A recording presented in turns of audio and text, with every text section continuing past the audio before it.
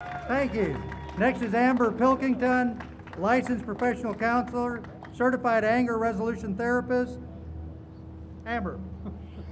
Hi, my name's Amber Pilkington. I'm a licensed professional counselor, member of Catholic Therapist, and a member of the American Association of Christian Counselors. And I'm so excited to be here today because there are a lot of voices talking about women's health care. Their goal is to make the country and world believe that there is only one voice, and that is the voice that follows the chant of Margaret Sanger, Nancy Pelosi, and Sebelius, Kathy Sebelius. You do not speak for me. In fact, I am the exact demographic that the liberal media claims to speak for. 20-something, minority, mother who also works. They claim the following, that if you follow the church on the issues of faith and morals, particularly contraception, you are a sheep who is uneducated. Well, I am actually highly educated, and I do not own any guns. The statements from Pelosi and Sebelius show them to be the least educated of all Catholics. I think that what women are missing is the belief that they can value themselves and require the men in their lives to do the same, and they are afraid.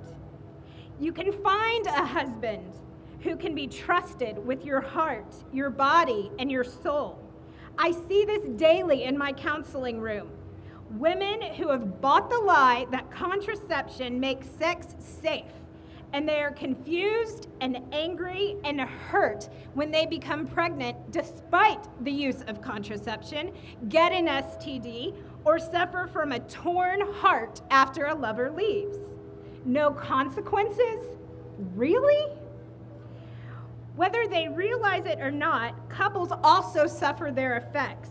Contraceptive couples have higher divorce rates, higher marital conflict, and lower sexual satisfaction. Couples who use NFP have less than a 2% divorce rate. That's because there is a deeper reality at work. At a subconscious level, we know that we take medicine for something that is wrong with us. To take a medicine which renders a woman infertile says to her at a deep psychological level that there is something wrong with who she is and how she was created.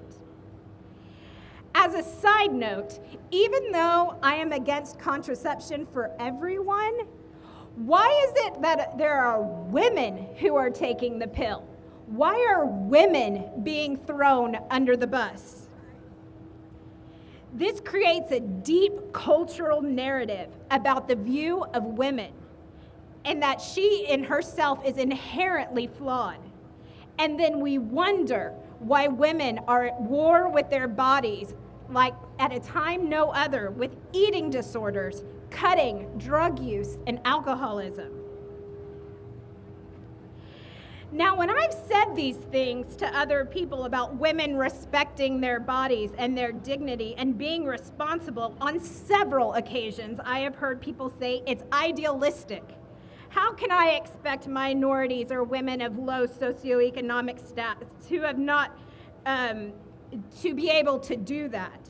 Well, as a woman who is a minority, who did not grow up high class, I find that offensive. So white, educated, rich women are the only ones who should be expected to have self-control and respect? That the rest are acting more like animals than humans, and that's what's to be expected? And we call this respect. I believe that Pelosi, Sebelius, Sanger, and Obama are the main denigrators of women's dignity in our world. If they championed human rights and women's rights, then what about the right of this woman not to comply? you do not speak for me. So I would like to end by saying that this is not just a war on religion. This is not just a war on the Catholic Church. This is a war against women. So, in the words of Blessed John Paul II, I say to you, thank you, every woman, for the simple fact of being a woman. Through the insight which is so much a part of your womanhood, you enrich the world's understanding and help to make human relationships more honest and authentic. And I ask the men here and the men on Capitol Hill, will you be the men that God has called you to be? Will you stand for me and for your sisters?